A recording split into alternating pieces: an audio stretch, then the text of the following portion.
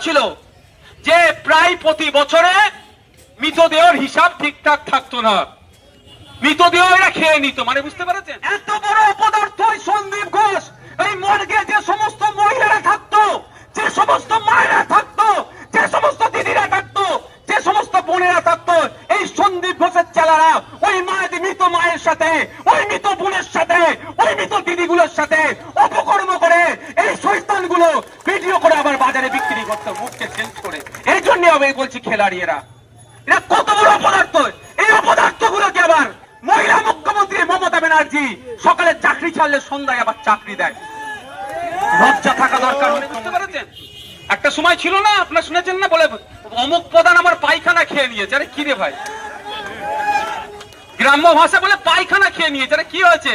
মানে ওর বাথরুমের টাকাটা এসেছিল, প্রধান ঝেড়ে দিয়েছে। ওরা বাথরুম খেতে খেতে মৃতদেহ খাচ্ছে।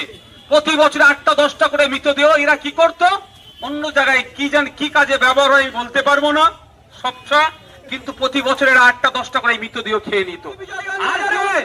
সিবিআই যদি সঠিক তদন্ত করে, হ্যাঁ আমি আবারও বলছি, সিবিআই যদি সঠিক তদন্ত করে তাহলে দেখতে পাবেন দুবাই থেকেও কিছু কালপিটকে নিয়ে আসছে যারা তিলোত্তমার সাথে অপকর্ম করে দুবাই তারপরের দিনে পালিয়ে গিয়েছে। মমতা ব্যানার্জির সিনেমা ধন্য তারা। যদি রেকর্ড থেকে আপনারা জানতে পারবেন।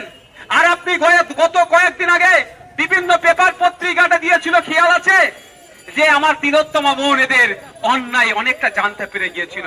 ওটি রুমের মধ্যে এদের মৎস্য হতো, ওটি রুমের মধ্যে এরা পিকনিক করত, সেইগুলো জানতে পেরে গিয়েছিল। এর বিরোধিতা করেছে বলে আজকে ওনাকে নাকি এ কথা এই পানিশমেন্ট হিসেবে তাকে এই ঘটনা তার সাথে ঘটালো। আমি আবারও বলছি, রেকর্ড হচ্ছে, যদি সিবিআই সঠিকভাবে তদন্ত করে আজকে এই বিজয়গঞ্জ বাজারে বলে যাচ্ছি, আমার কথার সাথে মিলিয়ে নেবেন। যদি সিবিআই সত্যিকারের অর্থে দোষীদেরকে শাস্তি দিতে চাই, মিলিয়ে নেবেন। আমি বলে যাচ্ছি, যদি আমার নামে নোটিশ আছে আমি প্রস্তুত আছি, কারণ আমার মন আমাকে দেখা দিচ্ছে যেভাবে একটার পর একটা এভিডেন্স তারা ডিস্ট্রয় করেছে। আমি বলতে আপনি মিলিয়ে নেবেন। তার আগে বলে দিচ্ছি, আপনারা দেখেছেন কি সুপ্রিম কোর্টে নাকি আমাদের সিবিআই যারা মামলাটা দেখছে মাত্র 27 মিনিটের একটা ভিডিও ফুটেজ পুলিশের পক্ষ থেকে দিয়েছে। বাকি ভিডিও ফুটেজ কোথায় গেল? আমি আপনাদের বলে রাখি, যদি ভিডিও ফুটেজটা কোনো সময় পাবলিক হয় সেটা বলে দিচ্ছি, দেখে নেবেন, মিলিয়ে নেবেন। ওই ভিডিও ফুটেজটা যে অপারেটিং করার দায়িত্ব ছিল ওই সন্দীপ ঘনা, সঞ্জয় রায়ের আসার আগে আর পরে ভিডিওটা পাওয়া গেছে, খোঁজ নিয়ে দেখবে।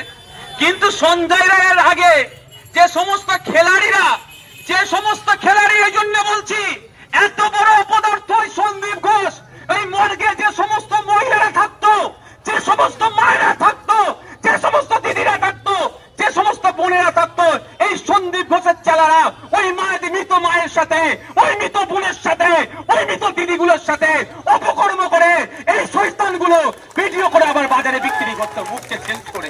এই জন্য আমি বলছি খেলাড়ি এরা কত বড় অপদার্থ।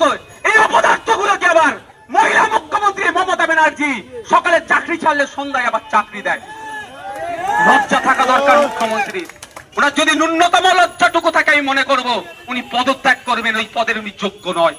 আর যে ভাবতে পেরেছে মহিলা মারা গিয়েছে, মর্গে গিয়েছে, ওই মহিলাকে তার সাথে অপকর্ম করে ওই ভিডিও করতো, যখন অপকর্ম করতো ভিডিওগুলো মুখটা চেঞ্জ করে দিয়ে বাইরের দেশে বিক্রি করতো, আর মোটা টাকা ইনকাম হতো। এই কাণ্ডগুলো আমার তিলোত্তমা বোন জানতে পেরে গিয়েছিল।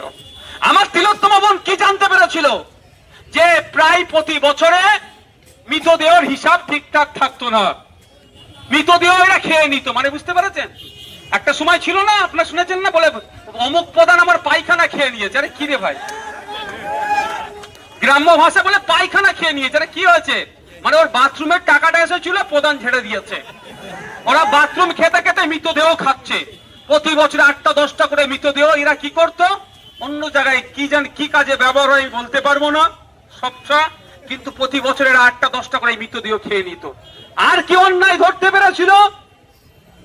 প্রতি বছরে প্রায় 20 কোটি টাকার ওই মেডিকেল কলেজের ব্যবহারকৃত যে সমস্ত বর্জ্যগুলো ছিল সেইগুলো এরা বিক্রি করে লুটপাট করে খেত।